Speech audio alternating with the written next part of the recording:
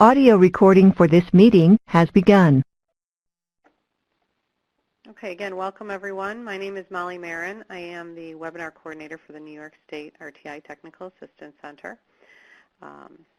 Just a few reminders before we get started today. All upcoming professional development offerings are listed on our webpage at nysrti.org, and we do have several things going on this fall, so I hope you'll check those out. A copy of today's PowerPoint and handouts are available on our webpage. If you go under current webinars and then today's webinar title, I also, because of their new webpage, the link is a little longer, so I put it in the chat for you today. If you haven't gotten it and want those hard copies in front of you, you can go out and grab that. During today's presentation, please use the chat box for any questions or comments that you may have. And at the end of today's presentation, we'll post a link to a brief evaluation. If you could please take a few minutes to complete that, we very much appreciate the feedback. You'll also get it via email after the presentation today. We are very pleased to have with us Dr. Catherine Stahl to present our first webinar in our Strand 17 series, Fostering Reading Comprehension for Children in Grades 3 to Grade 6 at Tier 1 or Core Instruction. Today's topic is avoiding historical pendulum swings in comprehension instruction. Dr. Catherine Stahl is a clinical professor of literacy at New York University. She studies the effective instruction of reading in the elementary years. She is committed to improving student achievement and school effectiveness, especially in urban settings. She is currently the director of the NYU Literacy Clinic. For over 25 years, Stahl taught in high-poverty public elementary and middle school classrooms. The questions that she researches stem from those experiences and from current classroom observations. Her research examines reading acquisition and reading comprehension. Dr. Stahl has written 5 books related to literacy instruction. She earned her Ed.D. in reading education from the University of Georgia in 2003. At this time, it's my pleasure to welcome Dr. Stahl. Thank you, Molly. It's great to be here. Welcome, everyone. Let's see, Molly, let me see if something, I'm not seeing the little arrows at the bottom, Molly, of the screen. Okay, there we are. Okay. Okay, so welcome, everyone. It's really great to be back with you at the beginning of our new school year, and I hope you've all had a great beginning of the school year, and it's great to see some familiar names up there. So, I'm very excited to be doing this topic. This is really my all-time favorite topic. I'm going to have to watch the time because I just love this topic so much that I can get a little carried away. So those of you who have been with us before know that you can, please feel free to jot questions down in the chat box, and as we go along, I'll try to address those, or if not, I'll definitely address them at the end. Our agenda for today is to look at pendulum swings in comprehension instruction and also to establish a theoretical framework and some background for, things to be kept in mind and in comprehension instruction. We'll talk about complex text and its implications for comprehension, and then we'll focus on some contemporary comprehension strategy instruction tips. So Molly has told you a little bit about who I am for those of you who are new to our webinars. Let me also mention that you have a few minutes. If you have not copied these, in particular, you can access not only the webinar, but also these articles. And so I'll be covering, as you know, I'll be covering a lot of information, but everything I am covering, you can go back and revisit in a more leisurely, deeper way with these 2 articles that are available to you that you can copy, and also a sample of one of the activities that I'll be talking about to make it a little more concrete since you can actually see it. But you can actually read these articles later, so any of the material that I'll be talking about today will be covered more thoroughly in those. And one is an article, and one is a book chapter, and the other is a sample, an instructional sample. So I would like to know who you are and what roles you have and are involved in your school setting or district setting. What role do you have? So if you would go ahead and complete the poll.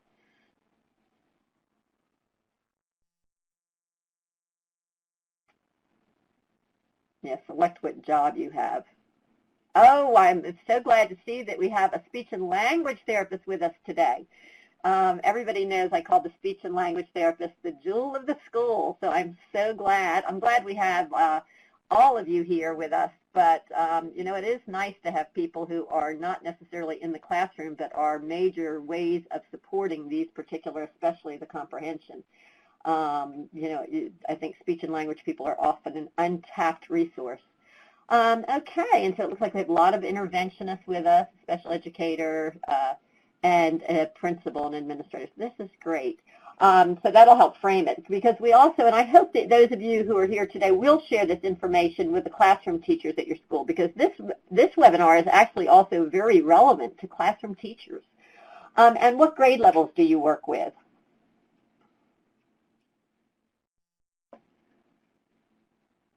Based on the group we have, I would expect that most of you are working with definitely multiple groups.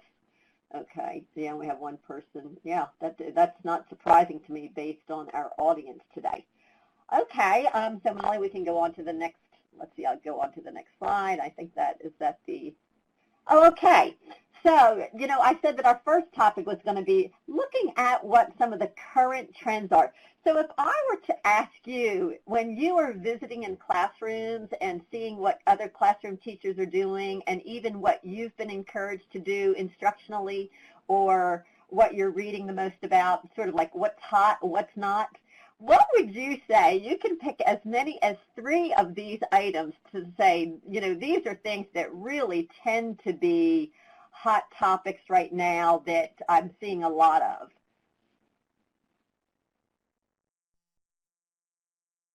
Pick the 3 things that you tend to see the most of, that tends to be the most popular thing that you are seeing in 3rd, 4th, and 5th grade. Okay, so I see the close reading tends to be very a trend right now. We see a lot of encouragement with close reading, which I would say even 5 years ago, we wouldn't even hear the term close reading.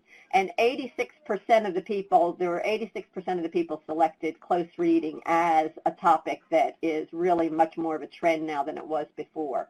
The next one is these turn and talk, you know, as a way to keep kids involved. And then the next most popular one was explicit instruction of comprehension strategies. So I'm glad that you're still seeing that in schools, because I haven't seen much of it lately in the classrooms I'm in. So I am so glad to hear that some people are still doing that, and so we'll be talking a lot more about that. I know that a lot of the schools I'm in are also very actively doing teacher-dependent and text-dependent teacher-generated questions. And even the writing prompts are find a source of evidence. Make sure you support your answer with evidence. And so I see an awful lot of that and a lot of talk about text-dependent questions and getting kids to write from sources. So that, to me, is also a trend, is what I would have expected. Okay, Molly, we're ready to go to the next page now. Thank you. Now, I would say that what causes these trends and fads are things like politics, policies and regulations, you know, certainly that close reading, because we see in the first Anchor Standard #1, students will be able to use close reading to identify key ideas and such. So that, even that phraseology in the Common Core has resulted, I think, in a lot of close reading. And also the publishers' recommendations for the kinds of practices and that David Coleman and that Pimentel came out with encourages lots of close reading. And also E.D. Hirsch does lots of close reading. And so those politics and policies have been something that have encouraged some of these trends.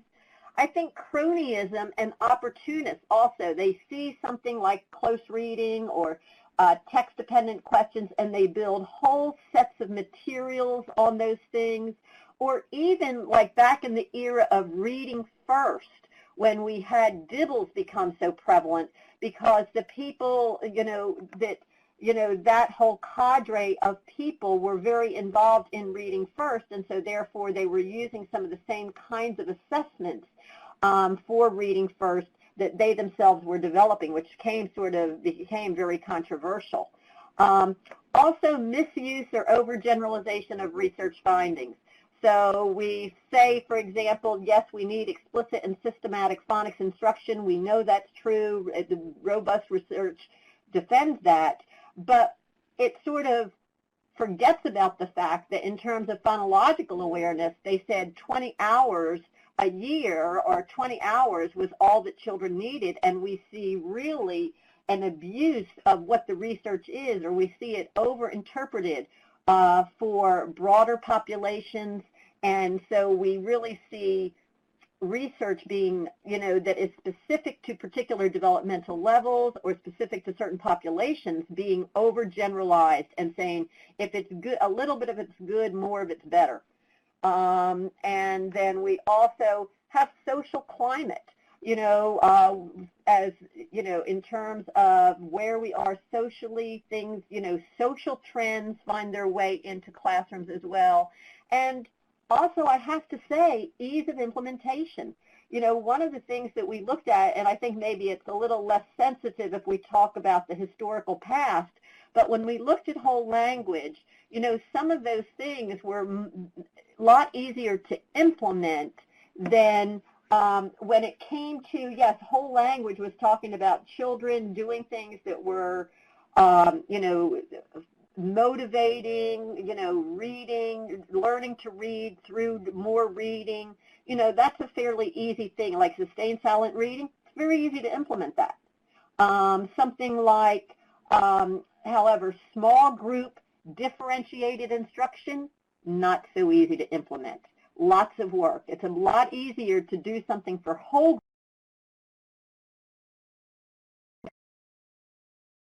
different groups within a day that are differentiated. So also what tends to be easier to implement, we have found that tends to become more of a trend.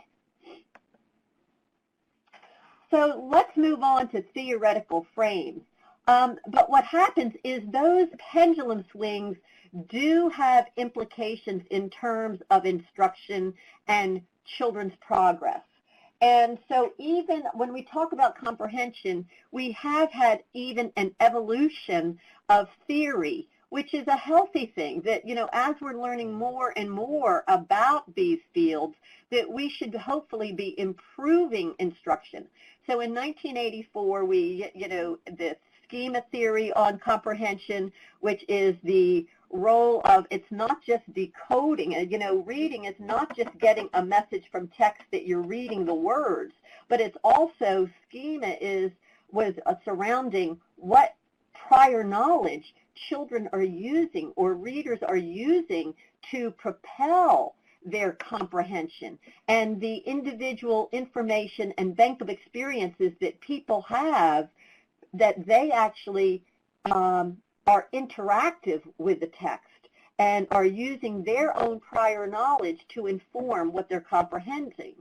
Then, also that is related to, but a little it came before the full development, which was more cognitive, of Walter Kinch's construction integration theory of comprehension, which is, as I said, it's a cognitive theory, but it actually really is very specific in how what readers do is they do bring prior knowledge to a piece of text, they put them together, a pruning process takes place, a merging or integration process takes place, and then what Kinch calls a situation model evolves, which is the combination of that construction and integration process.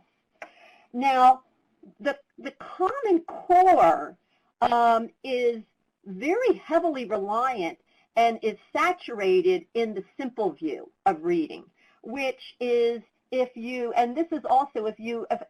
schools use a lot of the Engage New York materials, and that publishers' recommendations is very heavily influenced by the simple view, which it means If you take decoding and get kids to decode and become fluent at reading the words, and then on the second pathway, you give them some good prior knowledge and develop oral language, then automatically, if you have those two components, you can read and comprehend. That's the simple view. And so you will see that those Engage New York materials, whether it's Amplify, whether it's Core Knowledge, those materials are very heavily infiltrated by the simple view and are adhered to that view. Now, you will hear me, and those of you who know me, know that I believe in, rather than just a two-pathway model, which is what you see in this model, our cognitive model of fluent automatic word recognition and language comprehension that includes conceptual vocabulary, background knowledge, and knowledge of text structures. We all believe, Mike McKenna, my late husband, and myself, we all believe that there's a third pathway, and that's the pathway we're going to be talking a lot about today, which is the strategic processes that children need to bring to reading that are specific to reading. So, for example, what is the purpose of reading? It's not just to read fast. A purpose of reading is really to come away with meaning. Also, within our school context, we often have a specific purpose for reading. If we're following a recipe, it's to have that souffle come out tasty with a nice fluff. If we are reading for a kind of report, then we're looking for information that we can convey to our audience to enrich their knowledge base. If it's to take a reading test, it's to answer those questions and to get to the point of what the test maker is asking us, so that we have specific purposes for reading. And then there are those metacognitive strategies, the cognitive strategies for reading. And so we believe that there's that third pathway. Also, what I adhere to is the work that is by Scott Paris on the developmental theory surrounding constrained and unconstrained abilities. And comprehension and vocabulary, which is our focus today, fall into the area of unconstrained skills. And that is very different. It has very different implications for teaching and assessment than these areas of phonics, phonemic awareness, and fluency. They're very different. And this is important because constrained abilities, phonics, phonological awareness, and to a lesser extent fluency, are fairly linear in development, okay? And with instruction, children develop mastery. These things are easy to assess. So, for example, your phonics skills. You can easily assess whether children know individual letter sounds. It's a constrained set of items. You test the items. They know it. They don't. What they don't know, you teach them. They master it. They reach a ceiling on it. Comprehension and vocabulary are very different. They are multidimensional. They grow incrementally, all right? They are never all or nothing, either vocabulary or comprehension. And they develop across a lifetime. And they are very context dependent. You might know a vocabulary word in one passage, but if you read a different passage around a different topic, you might not know and recognize how that word is used. Say, for example, the word temple. You know, children can have children who grow up in New York City might have a very different conception of the word temple than a child who grows up and has just moved here from Cambodia or Vietnam. And so those words develop across a lifetime. And so this is important, and it makes comprehension very difficult to assess, even if we're assessing informally when we're asking our children questions in a classroom, because it's never all or nothing. And so this is why those item analysis that people do on tests, you know, are not really the best use of professional development time, because, you know, children might be able to identify a character trait in a very easy text, a text with a lexile of, say, 600, but they might have a much more difficult time if that text is an information or is a text that's at a 900 level, or is a much more complex text that has a different kind of story structure that has, you know, foreshadowing or thinking back in time to a younger period where a character is changing over time. And so, this makes it very difficult to teach and assess comprehension.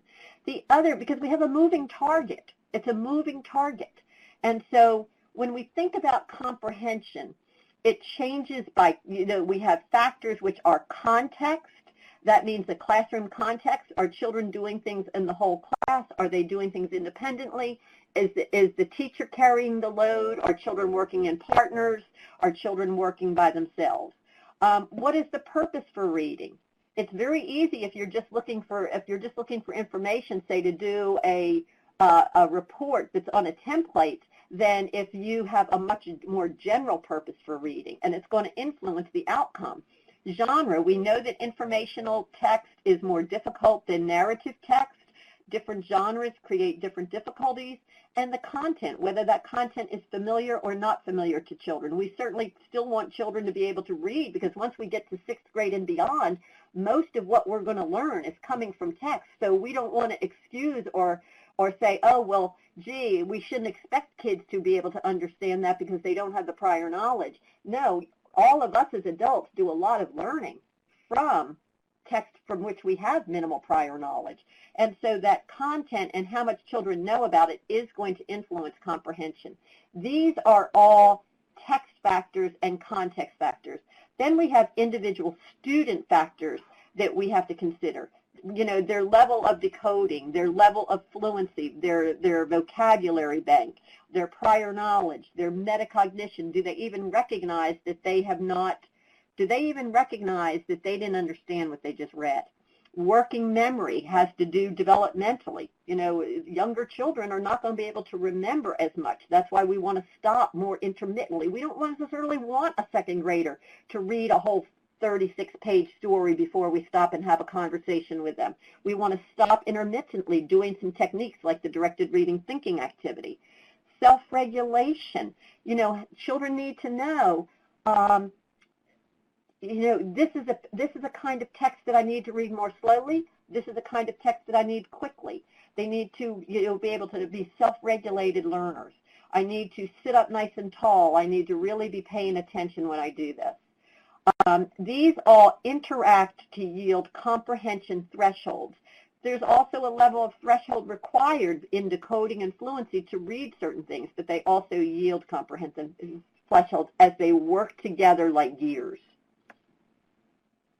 Now, if you look on page 2, if you have the article, the Comprehension Strategy article, not your father's Oldsmobile, on page 2, there is a model similar to this.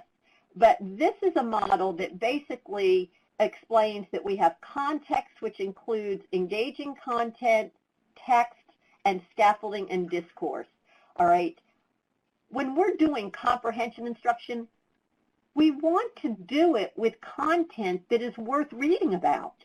It helps also in the grades 3 through 6 if we're all reading and writing about a common topic and that our teacher is building our knowledge and building excitement about that topic. So that's why doing this in units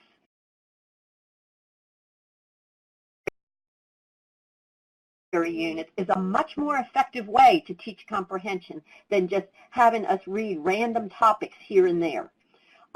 Having a range of text is important, both in difficulty, topic, and genre. And of course, having the continuum of scaffolding is important, and lots of talk in comprehension instruction is imperative. That's the other reason, and I have this word discourse here, because also that's the other reason we want to teach our comprehension within our thematic units, because the way we talk and build knowledge in science, even in grade 3, is different than the way we talk and read and write about historical documents. It's different how we read, how we write, how we talk about literary text is different. And so therefore, we want to give children explicit practice in each of those discourses because it's intimately connected with our learning. This second round has what our activities, our instructional activities need to look like to support the reader. We need to have comprehension strategy and self-regulation instruction. We need to have questioning, rich questioning created by both teachers and children, and both teacher and student-led discussions. We need to have vocabulary development and expansion, and we need to have writing. These two middle areas here, the writing and discussion, are so important because the only two ways that we know whether children or readers are comprehending is by what they say about what they've read and what they've written.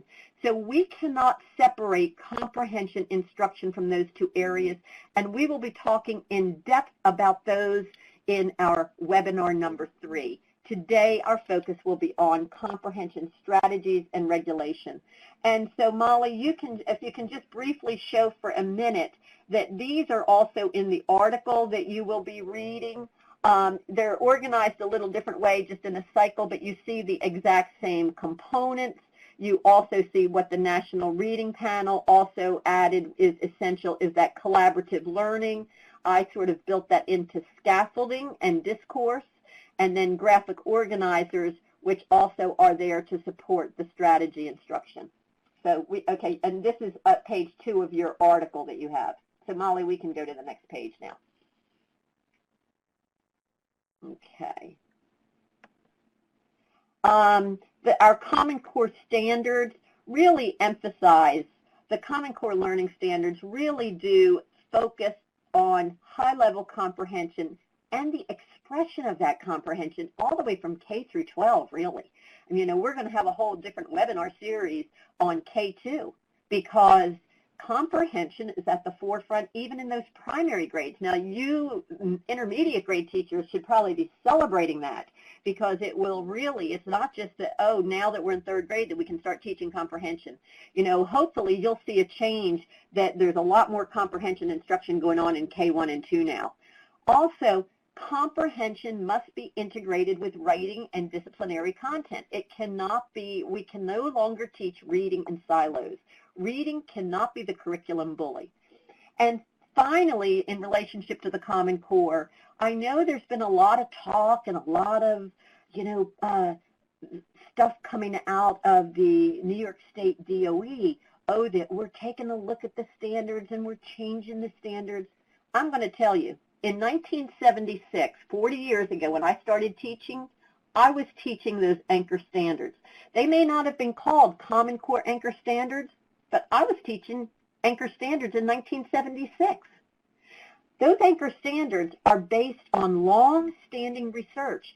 I don't care what kind of changes, what kind of pendulum swings are going on. Those anchor standards may have a different name. They're not changing. We still need to be teaching those same 9 anchor standards. And now certainly the grade level standards were devised based on tradition in an attempt to sensibly chunk the standards in a sensible way into smaller bites. But remember, comprehension is unconstrained. You can't really parse it out like you can phonics skills and say, okay, now we're going to teach the short vowel, compare short A and short O. You can't do that. You can't do it with comprehension. You can't just take a piece of chunk of it and say, okay, now we're just going to teach this. That's what makes comprehension instruction difficult to teach because it's unconstrained. You can't make it into a chunk. And the anchor standards are your more reliable gauge. You do need to have these 6 shifts. And, you know, these are really the non-negotiables in the Common Core.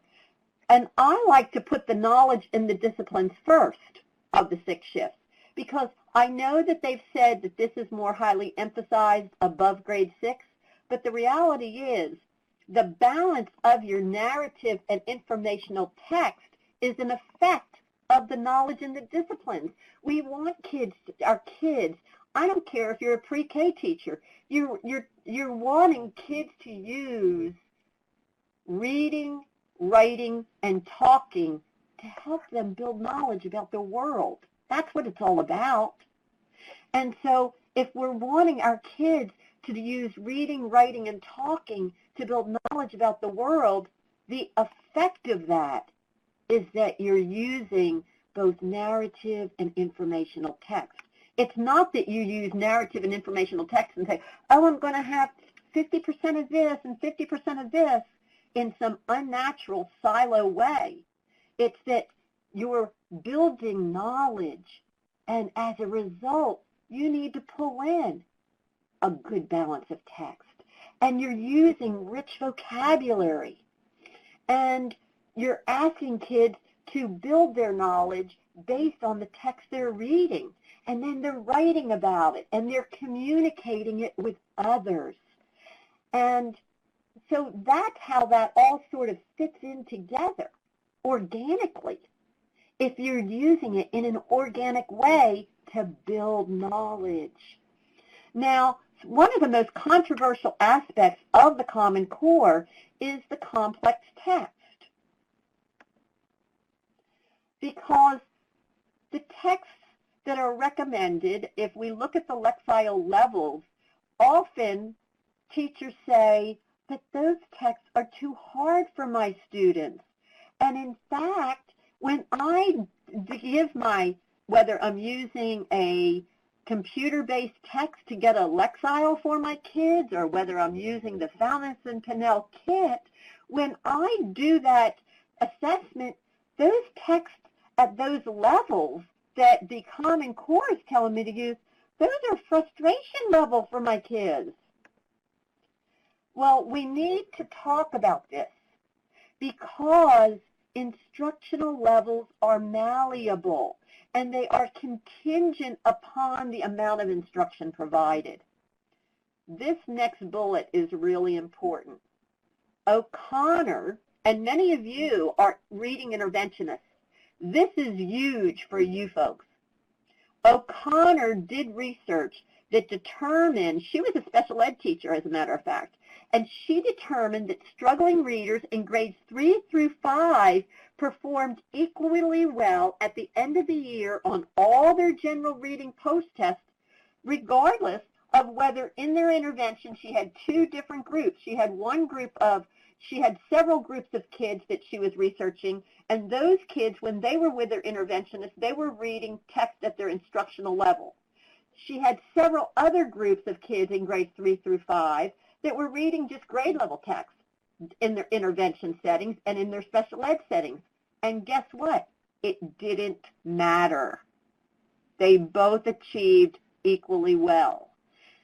There was a caveat, as long as they were reading 55 words a minute.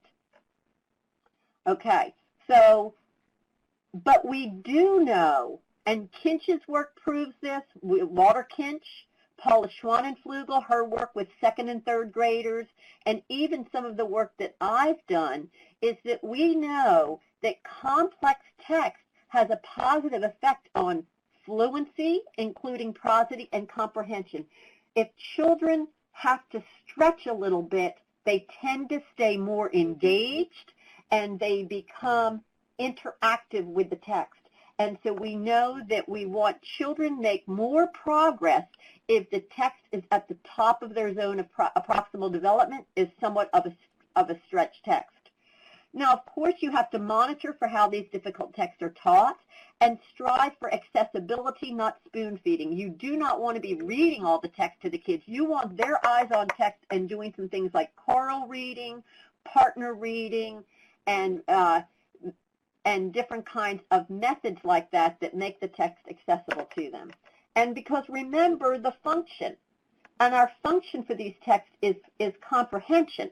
It's not, we're not teaching decoding with these texts, we're teaching thinking. And that's the thing, is if you're going to ask kids to think about text, it has to be complex enough to have something to think about. And those are the texts that also help children develop richer vocabularies. So what we want to keep in mind is the gradual release of responsibility with these complex texts. And, you know, Pearson and Gallagher invented the gradual release of responsibility and put it into a diagram like this, and Duke and Pearson did more with it. And so we have explicit instruction, then we have modeling, where the teacher is still carrying most of the load. We have modeling by the teacher. We have modeling by children. Then we have guided practice. We still haven't asked the kids to do anything by themselves yet. And then we have partner work. We have small group work that's student-led. We still haven't asked the kids to do anything by themselves yet. And then finally, the student assumes the responsibility. And so that means that this comprehension is occurring during teacher read-alouds. That's where, and if we're talking specifically about comprehension strategies, everybody needs those strategies. So we introduce it during a teacher read-aloud when we have the whole group. Then we model it when we're doing shared reading. Then we get our kids in small groups and see if they can apply it with text at their level. And we also do it during content area instruction.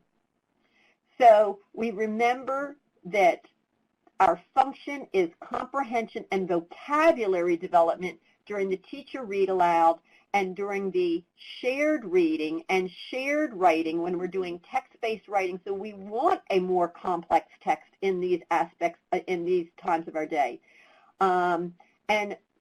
And so we're using the more difficult text here that are those lexicals in the recommended Common Core levels. Then when we get to our small differentiated small reading groups, that is where children are reading their instructional level text. And so it might look something like this. And for those of you who have done some of the workshops with me before, you've seen this chart before. So that these are the levels that children might be likely, and that Faunis and Pinnell recommend in guided reading, that they are reading, okay? In third grade, M through P during the year. In fourth grade, P through S. But you notice those lexicals, if we use lexile equivalency charts, those will not get kids where they need to be for taking the Common Core test. If you're relaxing and saying this kid is at a level P, I can breathe, he's reached the benchmark level, well, he may have reached the benchmark level, but he is not going to be able to get a 4 probably on the ELA test, because these are the lexile levels that the ELA test is going up to. And so what you really want is still exposing to kids at those levels in shared reading and in the teacher read aloud. Because remember, comprehension is never all or nothing. Children can be functional at those levels with reading support and accessibility. Even kids in special ed must be exposed to and supported in reading those complex texts. And really, you can feel comfortable using those F&P levels from kindergarten through grade 2, but all of you in grades 3 through 6 have to be shifting to lexicals. Lexicals are going to provide a finer comprehension gradient, even though you're using a likely comfort zone using that range, all right? Comprehension is unconstrained. You're not going to get it to a pinpoint. Lexicals are more theoretically based on a quantitative measuring stick of features that contribute to comprehension, which is sentence length and word frequency.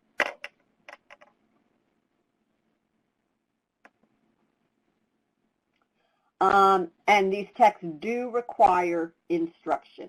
All right, you really do need to have your sustained strategy instruction with these texts. And by doing that, you will be building strong readers. So now we're really going to focus in on what should strategy instruction look like? What should strategy instruction look like?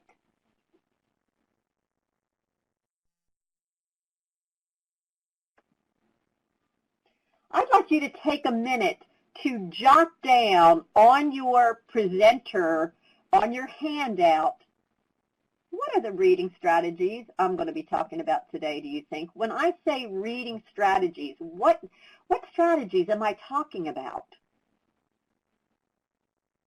Take a minute to write them down on your, if you have your handout there, write them on your handout or write them on a scrap piece of paper. And you can even type them in for me. I'd love to see them typed in, because I want to know what your prior knowledge is in terms of what you are considering the strategies. Everybody can type in one strategy. That would be great. Keep you awake this afternoon in case you didn't have your cup of coffee before you came after your full day of school. So I want to make sure you stay awake with me. Thank you, Mary. Great. We have monitoring.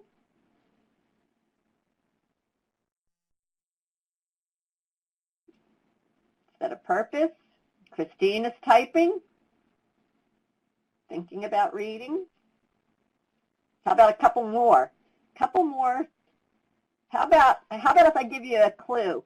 What is the most overused and abused comprehension strategy? Oh, Mary, you have the asking questions is the hardest one. What's the easiest one and most abused and overtaught?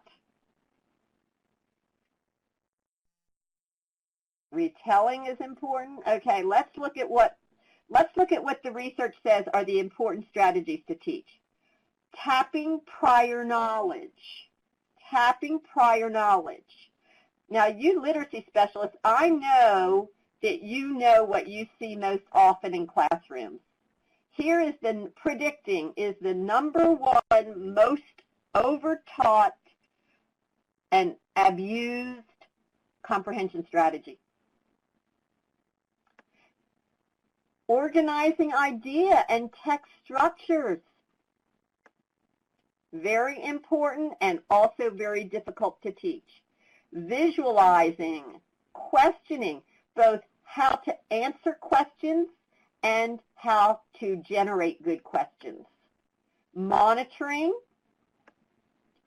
summarizing or taking stock, and evaluating.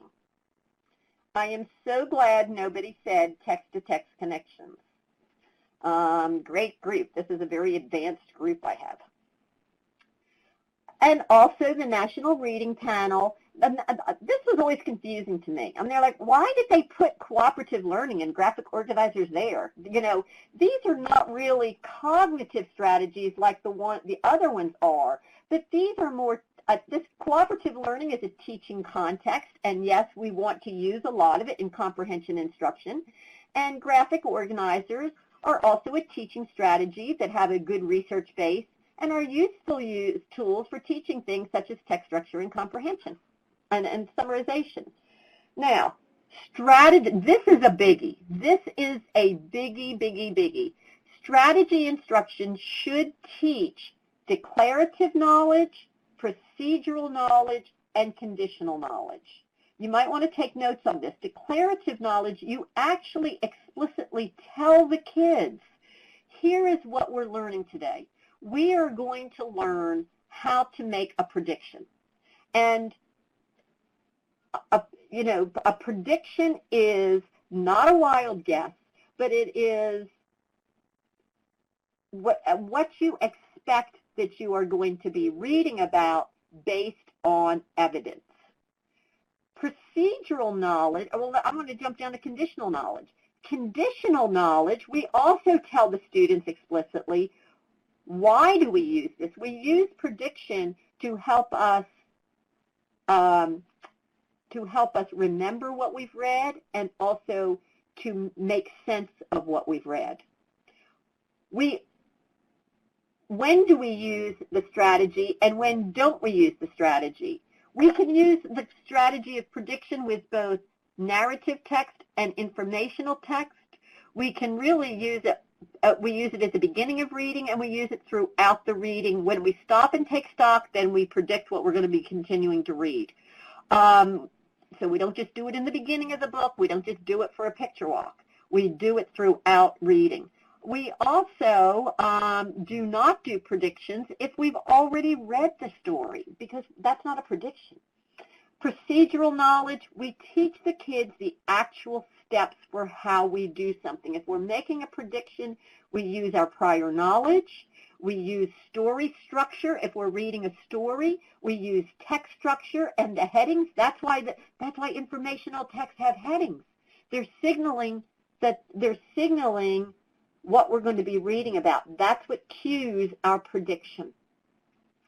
and we actually teach them how to do it. We always use that gradual release of responsibility. We always start teaching a strategy with the direct explanation.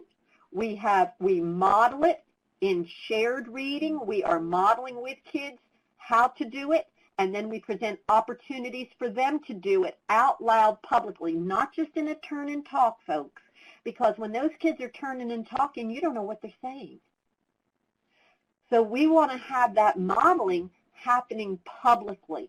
We want kids doing it out loud, and there might be a couple turn and talks, but we also want to make sure then we bring it back and have it public in front of the class. And we want to have guided practice. We want it done in small reading groups. I know that in some locations, a lot of people don't do small reading groups.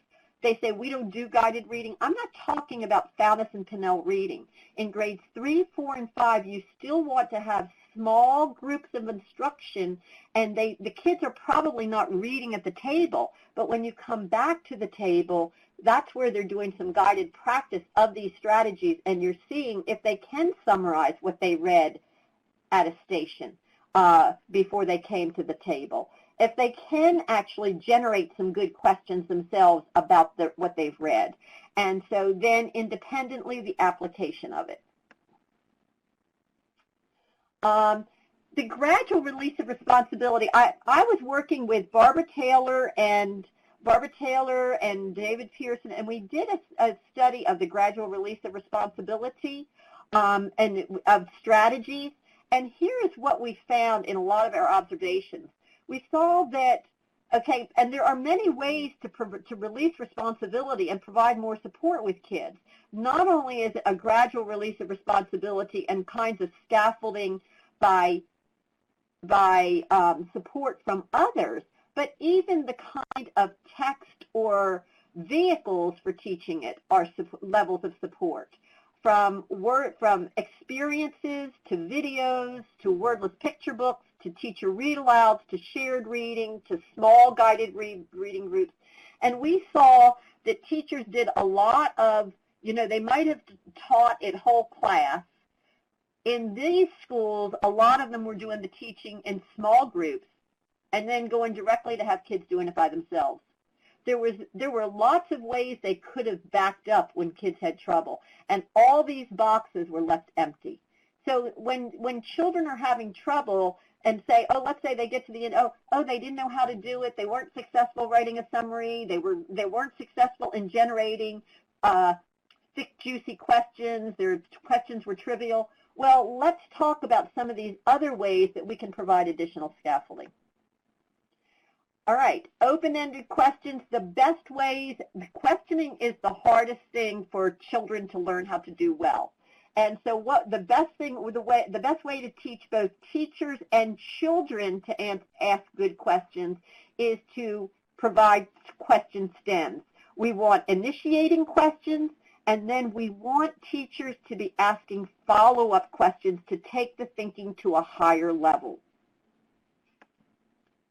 We also want to be asking questions that provoke that kind of evaluative thinking and critical literacy. Whose opinion is absent from the text? Whose opinion is this? An author wrote this. Somebody wrote this. What are they trying to accomplish with this text? Who did the author expect to read this text? And how could we rewrite this text to convey a different representation? Now, if we want, and this should be test prep, in grades 3 through 6, I would say by October, every teacher in grades 3, 4, and 5 should be teaching question-answer relationships, because this is how children, this is great ELA test prep that is worth the time and is profitable and has wide transfer. Question-answer relationships, not all questions answers can be found in the text. Some are right there, some are think and search, some are author and me, and some are in my head. In the ELA test, you're probably going to find mostly these two kinds of questions, you're not, I'll tell you what, in the year 2016, you're not going to find right there questions on an ELA test like you would in 1976. And you're not going to find any in my head questions. It's all in this category. Teaching kids how to identify the kinds of questions they're being asked and how to construct an answer for those questions is worth teaching. Also, if you're wanting to teach teachers sometimes, many of you are in a position to be working with teachers. And so we want to use STEMs to help get kids to ask good questions, and we also want to get teachers to ask good questions. QAR is not the best strategy for teaching kids how to generate their own questions. It's using STEMs, and there's a really good article in the Reading Teacher in 2004 that you can reference. And here are some additional question STEMs that teachers should, if you're a literacy interventionist or if you are a principal or assistant principal, you should, and one of the things, you can do this as an interventionist. You can say, it would really help my children that are in your class to, if you had a poster, and maybe even making the poster for the teachers that you work with, make these posters for their classrooms so that both they and the children can use these to enhance their level of question generation. And here is an example of what teachers put on there that will help their children do, that we're doing reciprocal teaching, actually. All right? Yeah, so this is sort of out of place, this slide. Prediction, I think the directed reading thinking activity is a technique that once you've explicitly taught prediction, this is an excellent way to practice it both in read alouds and in children reading text in the small group. Segmenting the text, kids make a prediction and justify it, and then after reading, they have to verify whether, a section, did this happen or not, and then take stock. This is where you're also, as we said, children need intermediate stopping points, especially in third grade. Let's stop. Let's take stock. Let's make sure you don't have any misunderstandings. Was there vocabulary that was confusing? Were there ideas that were confusing? And then begin the cycle for the next section of text. What do you think is going to happen next? Visual cues. Using think aloud, children need to know, and this needs to be explicit for kids. When you're reading, make a movie in your mind. You and I know this, but it needs to be explicitly taught to kids. And before, if you're given the ELA test, before the teacher ever passes out the test, a simple prompt to kids. Remember, when you're reading the passages, make a movie in your mind. That raises test scores, research has found. That's not breaking the rules. That's not cheating. You haven't given the test booklets out yet. All right? And to remind kids to do that before reading. Using graphic organizers. I would urge a caution with this. I think too often graphic organizers are given out and it's not really tied to the text and the kids don't know why they're even using them. So I think we want to use caution and make sure that the graphic organizers we're using, that children are understanding how it fits with that text structure, and that by 5th grade, if you're doing this in 1st grade, 2nd grade, 3rd grade, 4th grade, I would think that by 5th grade, the kids themselves are developing their own graphic organizers. And using videos to support strategy instruction. Time is of the element for kids, and you really want to, use visual. One picture is worth 1,000 words. You can get a lot of strategy instruction done and have kids engaged and ask the same kinds of questions that you do with text with a video. Organizing ideas is very important. There we go again with the graphic organizers, story maps, those expository structures. I can't say enough about how important they are for comprehension, actually teaching them explicitly. And again, this is where your thematic units come in. If you're teaching 20 different kinds of text and every day it's different kind of text, then you're not really able to have sustained lessons on a kind of text structure, read it in the read aloud, read it in the shared reading, get kids to read that text structure in the books at their level, and then that's what they're also writing. They're writing text at that level. Summarization. Summarization. If I asked you to what are the keys to how do you write a summary, is this what you would have come up with?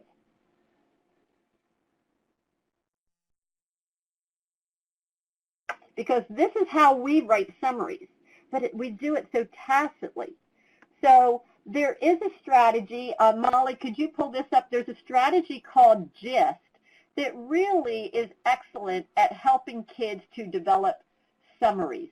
And so in GIST, students begin creating summaries for sentences using 15, 25, like the GIST strategy has them use 15 words, and you put 15 spaces. You start out by saying to the kids, okay, here are 2 sentences. Let's summarize those 2 sentences together in these 15 spaces, and you do it yourself on chart paper, and the children, you're walking the kids through it. Then you go, okay, now here are 3 sentences, the same 3 sentences. Now let's summarize that to 15 words.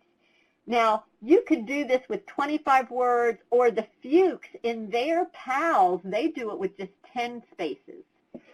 But gradually, you increase the amount of text being summarized, and you do it as a whole class procedure first, gradual release of responsibility. Then you do it in small groups, and finally, you would ask the kid to do it independently.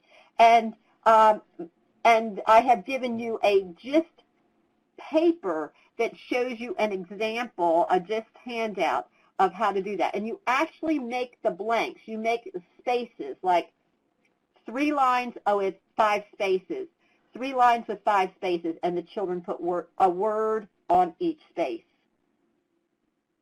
My apologies, Kay. I lost connection for a minute there. Oh, sorry. Do you still need this?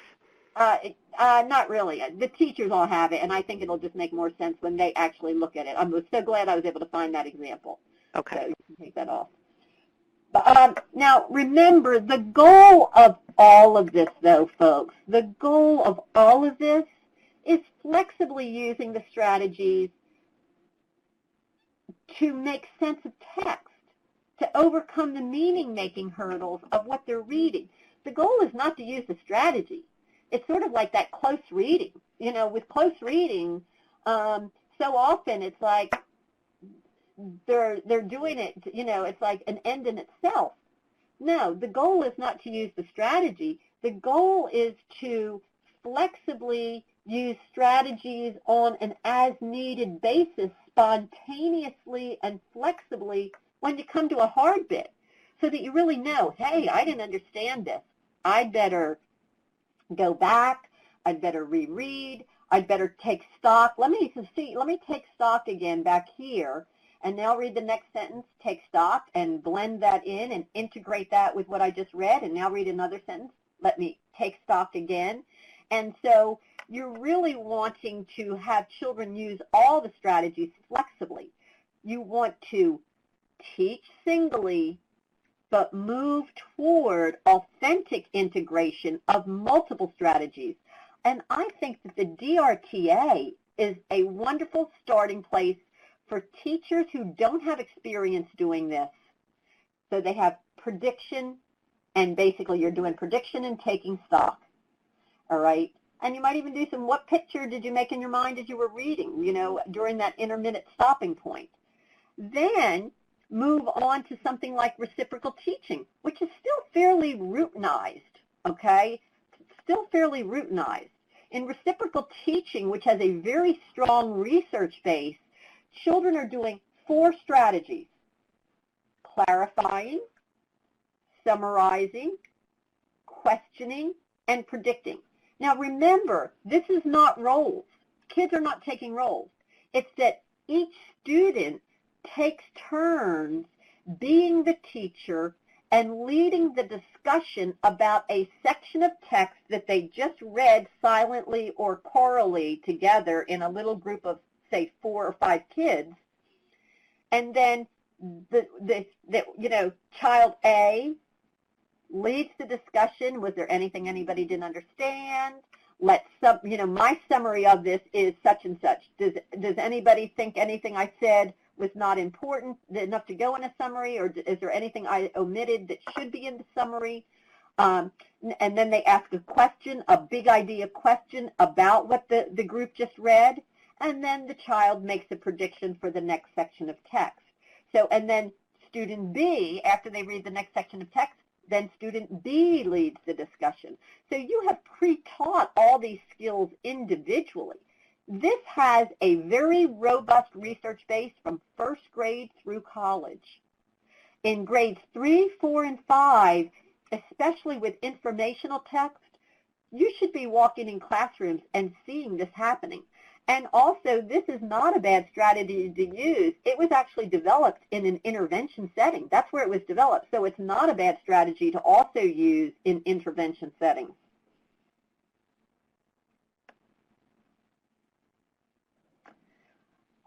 Something similar to reciprocal and let me just say, with all of these, you want to give the kids little cheat sheets. Like, here is a cheat sheet that a teacher had on as a chart.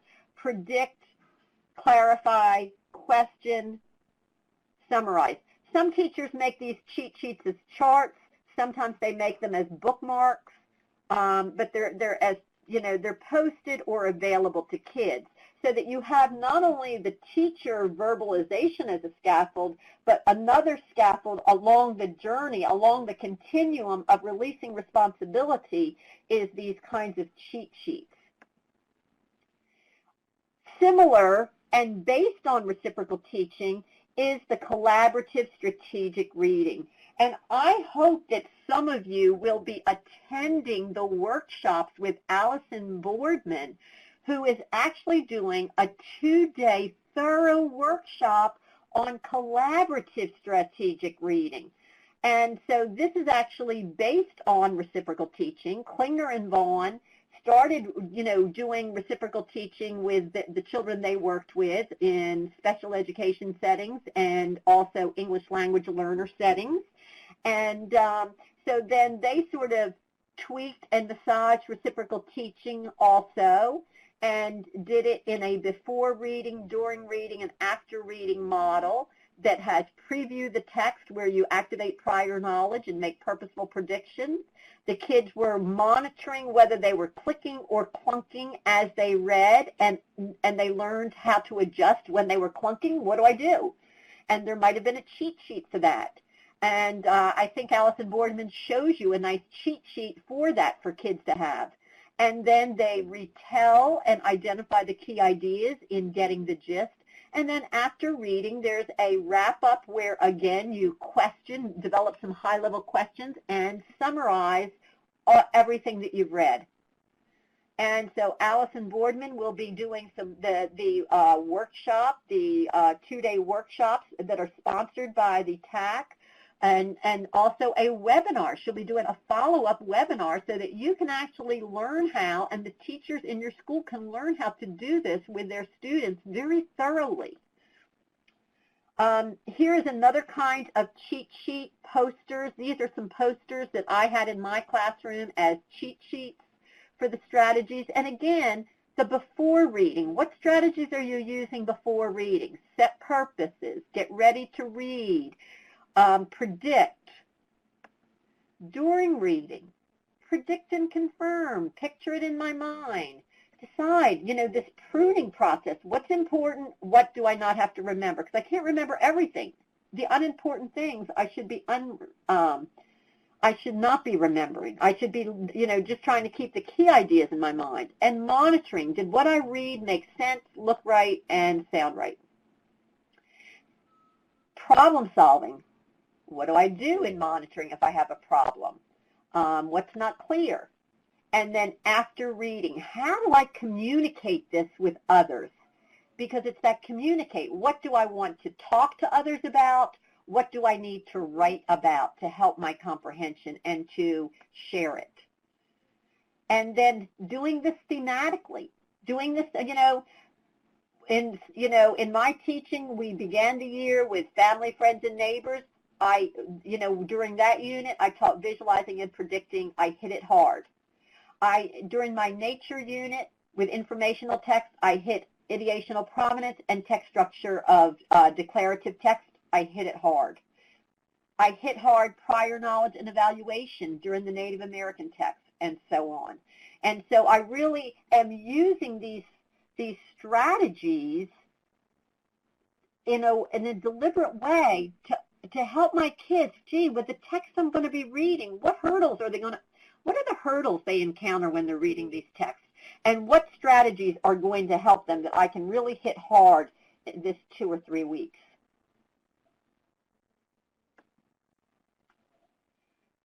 So we will be meeting again next week. I hope you all will be with me next week on October 5th.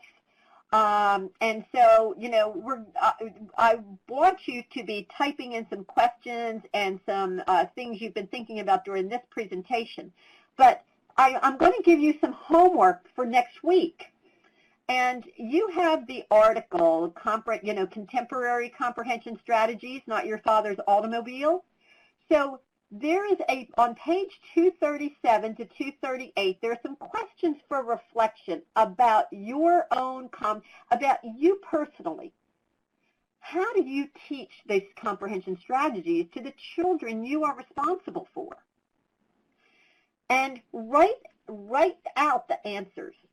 Because when we write out the answers, don't just glance at it and think about it. It's the writing it that helps us process it more deeply ourselves. And so write out your answers to those questions. In your instruction, between now and next week, business as usual.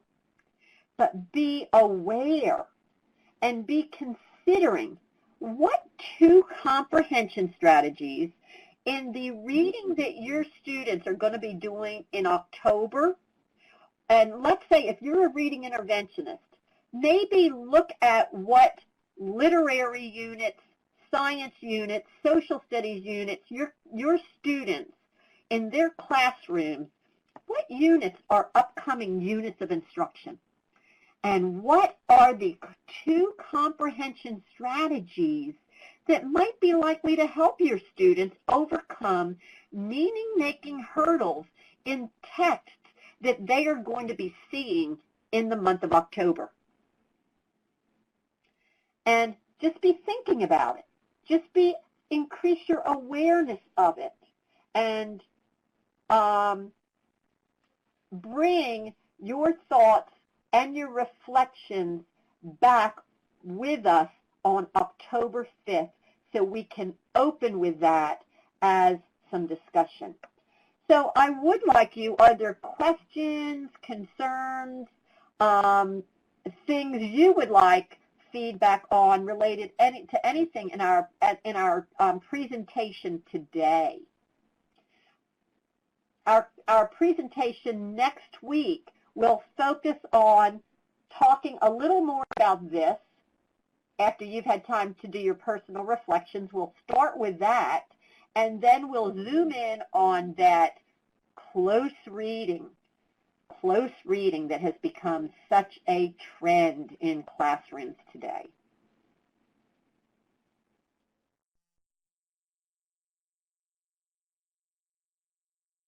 Comments, questions, input about your own comprehension strategy instruction or trends you're seeing in your classrooms that you're working with or in your schools?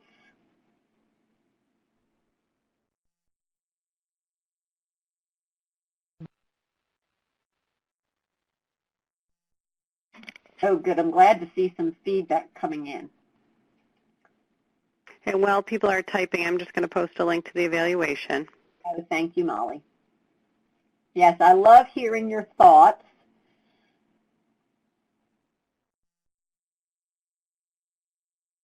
Oh, good, Catherine, and I'm hoping you'll also join us for the K2. The K2. I love comprehension overall. That K2 comprehension is my baby. I love comprehension in kindergarten through 2nd grade. So I hope you'll also join us for that one.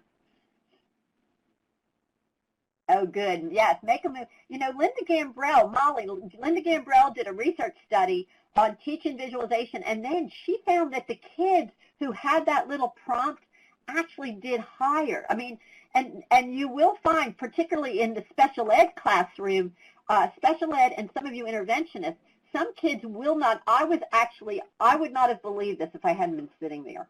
I was sitting in a room when a teacher, this was general ed, a teacher was teaching visualization, and you know what? A kid raised his hand, 3rd grade, and said, Miss Marks, or I forget what her name was, Miss Marks, but it was like, her name was Jeannie. Well, Miss Jeannie, when I try to make a movie in my mind, it's all dark in there. And so this teacher really had to step it back in teaching how to kids to make a movie in their mind. So it's so important, so important. So, oh, good. So, so reciprocal teaching, Laura. So you're doing some reciprocal teaching where you're explicitly teaching each strategy first, using that declarative, conditional, and procedural. And I believe in the article, I could be wrong about this, but I do think in that comprehension article, I think there's actually a script in there for how to teach either prediction or visualization. I know that in my book, Comprehension K through 2, I know we have it for visualization. But I think there's actually a script in that article, in that chapter, for how to teach comprehension in a declarative, conditional way. Yeah, because I like that you're talking more intervention strategies and not just trying to fix it for the test. Yeah. Well, and I do think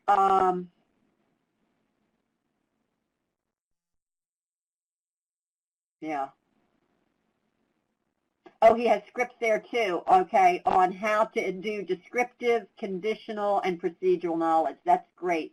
And it's on, so that's on Intervention Central. Laura, thank you for sharing that with us. Thank you for sharing that with us so much. Well, yeah, and Catherine, you know, the comments about Engage New York. I mean, I think it is important. See, and that's why theories are important. And not that one theory is right or wrong, but when we are using people's materials, it's important to know what theory they adhere to. And so that's why I know some people, those of you who have been with me for multiple sessions, may go, oh, here she is pulling out that cognitive model again. Well, one of the reasons I pull that cognitive model out frequently because I want you all to know where I'm coming from. And so that way you may disagree with that cognitive model and say, oh, well, I disagree with that, so, but I understand that what she's saying is based on that. So, I don't necessarily agree with a simple view. And so I want you to know, here's the model that I'm sort of coming from in everything I'm sharing with you. And so it's important for you to know that. But those modules do have lots of good resources, but as with any teaching materials, you do need to be selective and use your learning theory. And I'm so glad that you can share these, Christine. I hope some of you others will also share these either explicitly with the teachers you work with or using little nudging devices like, creating the poster for those kids I love, because we can all learn, I think, so much from each other. So I think our time is just about up. Is that right, Molly? Yes. Yes. And so please, I love your comments and, your responses to how our first webinar has gone. And, even if you, in your comments, put some comments about, in the future, Dr. Stahl, or in the future, Kay, if you could, can you include some stuff about this? This is something my school is struggling with, and either in webinar 2 or webinar 3, can you include X, Y, and Z? And I'll be sure to, fit that in wherever possible. So I look forward to seeing you next week, and I hope you'll enjoy the 2 readings, the chapter on comprehension strategies, and also Scott Paris wrote the article on constrained and unconstrained skills, but I wrote a little Cliff Notes version on that New Visions. That New Visions is his work in sort of a Cliff Notes version for people who may not have time to read Reading Research Quarterly. So it's like the teacher. Okay, thanks, and I'll see you all next week. Thank you so much, Dr. Stahl. Some wonderful information, and have a good night, everybody. Okay, Thanks, if you want to Molly. stay on for a And minute, thank that'd be you, great. Molly.